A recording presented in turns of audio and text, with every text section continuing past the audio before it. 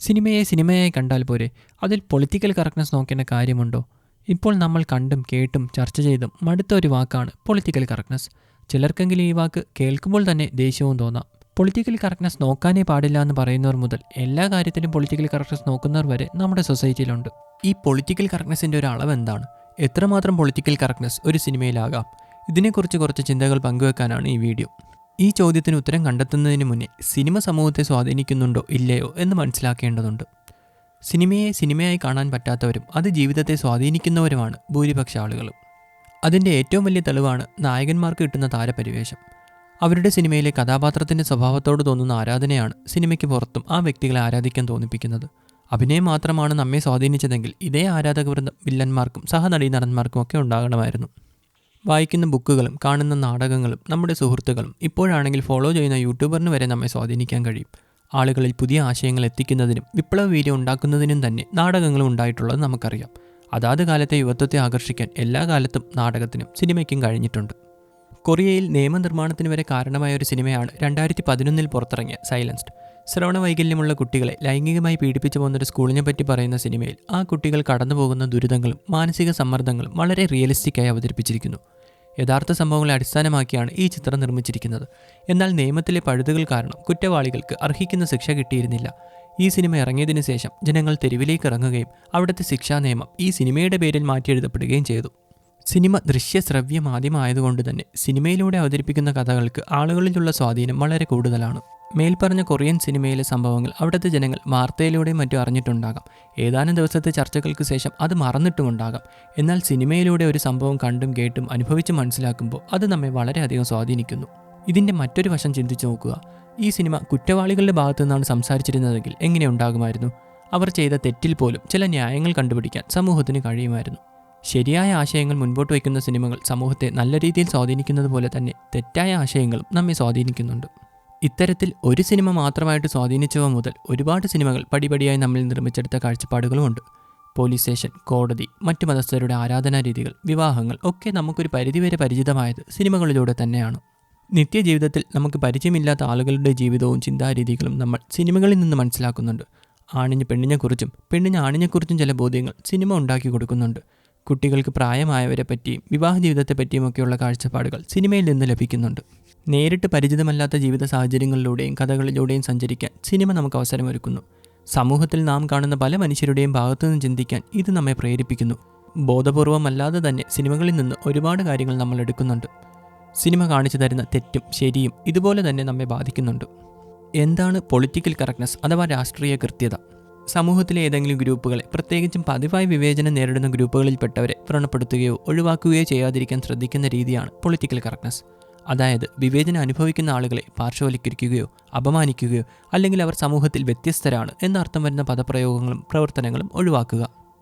എപ്പോഴാണ് ഒരു cinema politically correct അല്ലാതാകുന്നത്? സിനിമയിലെ കഥാപാത്രങ്ങൾ പൊളിറ്റിക്കലി കറക്റ്റ് അല്ലാതെ വരുമ്പോഴാണോ, അതോ നായകൻ തന്നെ പൊളിറ്റിക്കലി കറക്റ്റ് അല്ലാത്തപ്പോഴോ? രണ്ടുമല്ല എന്നാണ് ഉത്തരം. പൊളിറ്റിക്കലി ഇൻകറക്റ്റായ ക്യാരക്ടേഴ്സ് ഉണ്ടാകുന്നത് കൊണ്ട് സിനിമ പൊളിറ്റിക്കലി ഇൻകറക്റ്റ് ആകണമെന്നില്ല. അങ്ങനെയാണെങ്കിൽ സിനിമയിൽ വില്ലന്മാർ പോലും ഉണ്ടാകാൻ പാടില്ലല്ലോ. അതുപോലെ തന്നെ പൊളിറ്റിക്കലി ഇൻകറക്റ്റായ നായകനും സിനിമയെ മൊത്തത്തിൽ അങ്ങനെ ആക്കുന്നില്ല. വടക്കു നോക്കി യന്ത്രത്തിലെ ദിനേശനും ഇഷ്കിലെ സച്ചിയുമൊക്കെ പൊളിറ്റിക്കലി കറക്റ്റ് അല്ലാത്ത നായകന്മാരാണ്.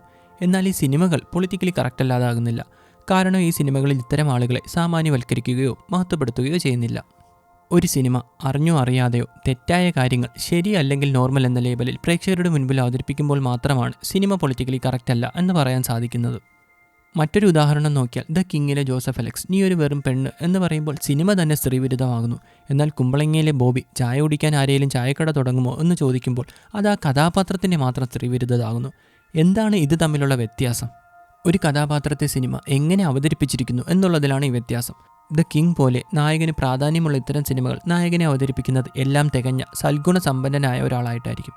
ഇവർക്ക് പലപ്പോഴും നമ്മൾ സ്ഥിരം കാണുന്ന നമുക്ക് ചുറ്റുമുള്ള ആളുകളുടെ ഒന്നും സ്വഭാവം ഉണ്ടാകില്ല. ഒരു കളക്ടർ എങ്ങനെയായിരിക്കണം, ഒരു മന്ത്രി എങ്ങനെയായിരിക്കണം, ഒരു നല്ല മനുഷ്യൻ എങ്ങനെയായിരിക്കണം എന്നൊക്കെ സംവിധായകൻ കാണിച്ചു തരുന്നത് ഇത്തരം സിനിമകളിലൂടെ ആയിരുന്നു.